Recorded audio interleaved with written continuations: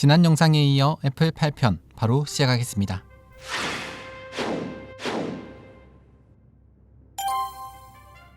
스티브는 매cin토시를 출시하기 1년 전부터 아주 기발하고 획기적인 매cin토시의 광고를 원했습니다.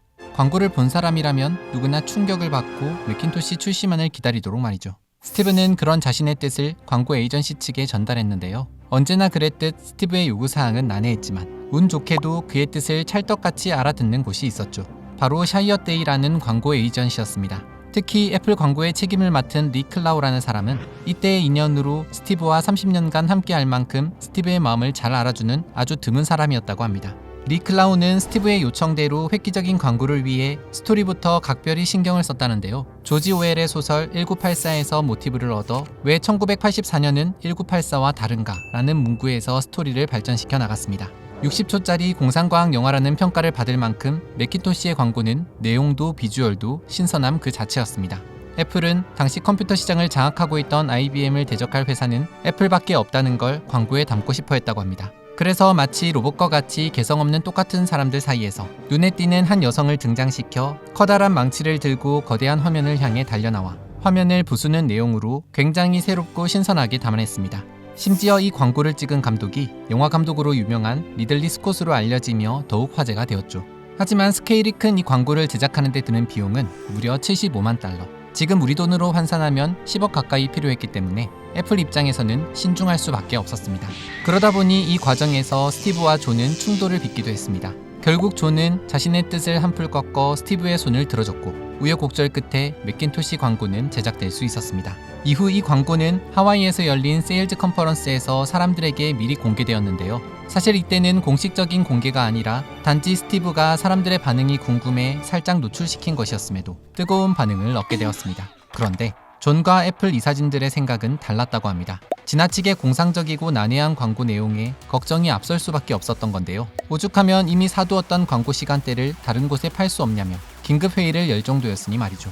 그 무렵 마침 사고로 회사를 떠나 있던 워즈니악이 새 컴퓨터 출시를 앞두고 있는 스티브를 응원하기 위해 매cin토시 연구실로 찾아왔습니다. 스티브는 기다렸다는 듯이 워즈니악에게 달려가 새로 제작한 광고부터 보여줬는데요. 광고를 본 워즈니악은 스티브가 바라던 대로 정말 머리를 세게 얻어맞은 기분이 들었다고 합니다. 오죽하면 존이 팔려고 했던 광고 시간대를 자신이 사서라도 이 광고는 꼭 내보내야 한다고 스티브를 지지하고 나섰던 겁니다. 다행히 워즈니악이 나서지 않은 상태에서도 마음 약한 존이 60초짜리 광고 시간대 하나를 스티브를 위해 남겨두자며 이사회를 설득했다고 합니다. 그런데 그 광고 시간대가 사람들이 가장 많이 시청하는 슈퍼볼 광고였던 것이죠. 그렇게 1984년 1월 22일 제18회 슈퍼볼 중계방송에서 매cin토시의 광고는 공식적으로 공개되었는데요. 역사상 최고의 광고라고 불릴 정도로 엄청난 반향을 일으키게 된 것이죠. 심지어 슈퍼볼의 주인공이 우승한 LA 레이커스가 아니라 애플 매cin토시라는 착각까지 일으켰다고 합니다. 이 광고 덕분에 매cin토시는 사람들의 기대를 한몸에 받았고 1984년 1월 24일 성공적으로 출시될 수 있었습니다. 그리고 이 매cin토시 광고는 지금까지도 회자되며 레전드 광고로 여겨지고 있습니다. 매cin토시의 데뷔전은 그야말로 전쟁통이었습니다. 출시 리허설을 밤새도록 하며 작은 문제 하나라도 발견될 때마다 스티브는 극도로 예민해졌는데 그럴 때마다 주변 사람을 괴롭혔다고 합니다. 심지어 자신이 잘하는 프리젠테이션에 글에 일가견 있는 사람이 첨언을 하더라도 그리 달가워하지 않았다고 합니다. 어쨌거나 처음부터 끝까지 스티브가 심혈을 기울여 만든 매cin토시는 8MHz 모토로라 68000 마이크로 프로세서에 128KB 램, 9인치 모노크롬 디스플레이, 400KB 플로피 디스크 드라이브, 맥OS 시스템 소프트웨어를 탑재한 고성능의 컴퓨터로 사람들 앞에 등장하게 됩니다. 매cin토시는 출시 직후 화려한 스펙만큼이나 화려한 비주얼로 눈길을 받을 수밖에 없었습니다. 스티브는 자신이 그토록 상용화하고 싶었던 그래픽 사용자 인터페이스 컴퓨터의 성공을 눈앞에 두고 있다고 생각했습니다. 무엇보다 애플에서 먼저 공개되었던 리사보다 가격도 더 합리적이라 매cin토시의 인기는 폭발적일 것이라 생각했다고 합니다. 그런데 충격적이게도 매cin토시의 판매 실적은 추락했다라고 표현될 만큼 예상보다 훨씬 지지부진했습니다. 스티브의 영혼을 갈아 넣은 매cin토시가 실패한 가장 큰 이유는 여전히 비싼 가격 때문이었죠. 사실 매cin토시의 가격 책정을 두고 존과 스티브는 사이가 멀어질 만큼 크게 갈등을 빚었다고 합니다. 그동안 무조건 큰 마진을 남겨야 한다는 스티브가 이번에는 반대의 입장을 고수하며 매cin토시만큼은 가격을 낮춰야 한다고 한 것인데요. 하지만 존은 회사 입장에서 비용 투자가 많이 들어간 매cin토시에서 최대한 마진을 뽑아내야 한다는 입장이었습니다. 애플2 이외에는 뚜렷하게 매출을 올릴 만한 컴퓨터가 없었기 때문에 매킨토시가 애플2를 이어 애플을 살릴 효자 역할을 하기 바랐던 겁니다. 결국 매킨토시의 가격은 존의 뜻에 따라 1984년 2,495달러로 책정되었는데, 이는 미국의 소비자 가격 지수를 반영해 봤을 때 2023년 기준으로 약 6,000달러 정도에 해당할 만큼 개인이 사용하기에는 여전히 매우 고가였습니다.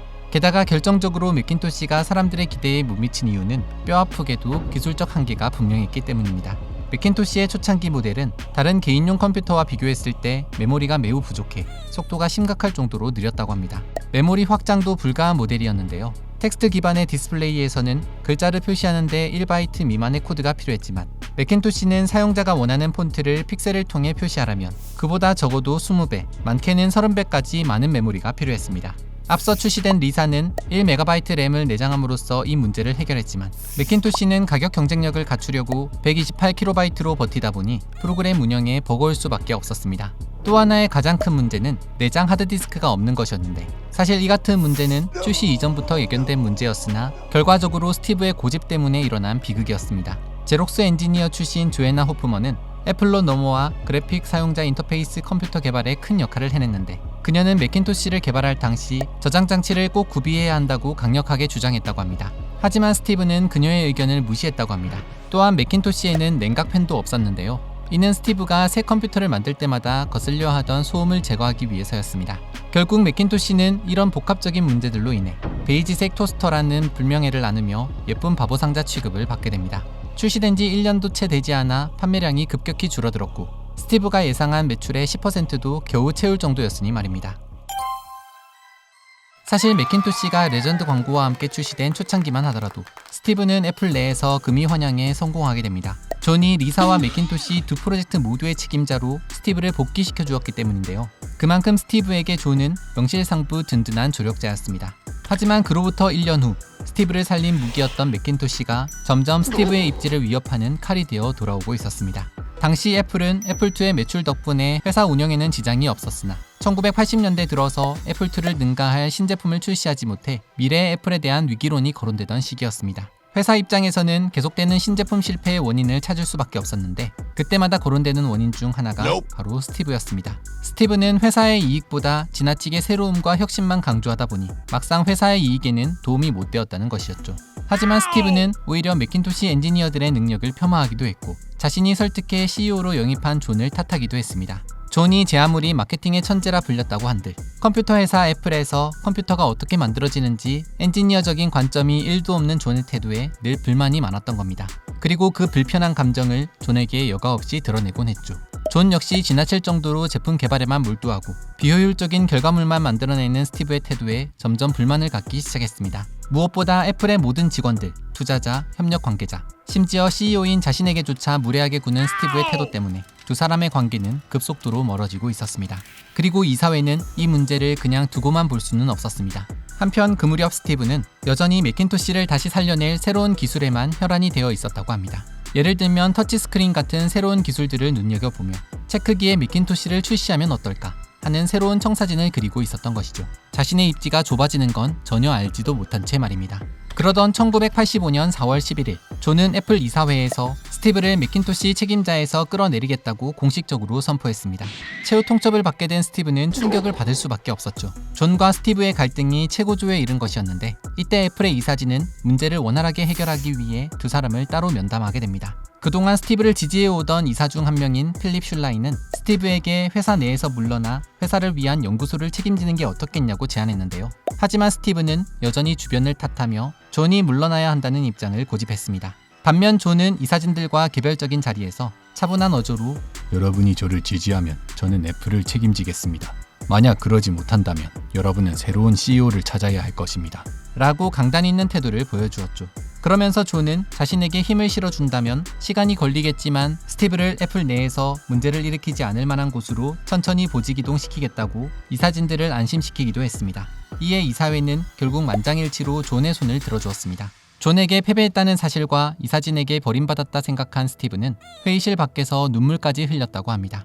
한편 애플이 중국에 컴퓨터를 수출할 기회를 얻게 되면서 존은 중국으로 출장을 갈 준비를 하게 되는데요. 이 기회를 노려 1985년 5월 24일 스티브는 맥킨토시 부문의 고위 참모들과 가진 무교 정기 미팅 자리에서 자신의 측근들을 모아 존을 퇴출할 쿠데타 계획을 세우게 됩니다. 하지만 이 정보는 새어나가 존에게 전해졌고 그 결과 존은 예정되어 있던 중국 출장을 취소하고 아침 일찍 임원회의를 소집해 스티브와 정면으로 부딪히게 되죠. 존은 여러 안건을 제껴두고 가장 먼저 스티브에게 단도직입적으로 물었습니다.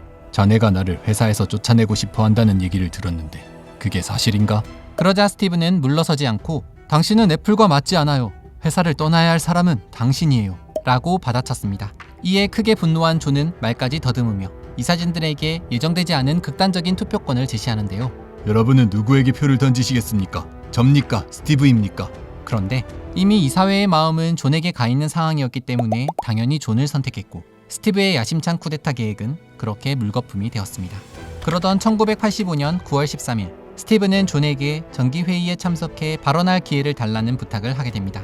사실 스티브는 명목상으로 애플의 회장이었지만 그동안 영향력도 발언권도 없어 정기회의에는 참석하지 않았던 상황이었습니다. 존은 이미 팔다리가 다 잘린 스티브가 할 수 있는 것은 늘상 하던 비난밖에 없을 것이란 걸 알았기에 허락해줬습니다. 하지만 스티브는 예상 밖의 얘기를 꺼냈고 그 자리에 있던 모든 이들은 깜짝 놀랄 수밖에 없었는데요. 그동안 많은 생각을 했습니다. 그런데 저는 이제 제 길을 찾아가야 할 것 같습니다. 이대로 가만히 있을 수는 없어요. 전 겨우 30이니까요. 애플의 설립자 스티브가 애플을 떠나겠다는 충격적인 선언이었던 겁니다.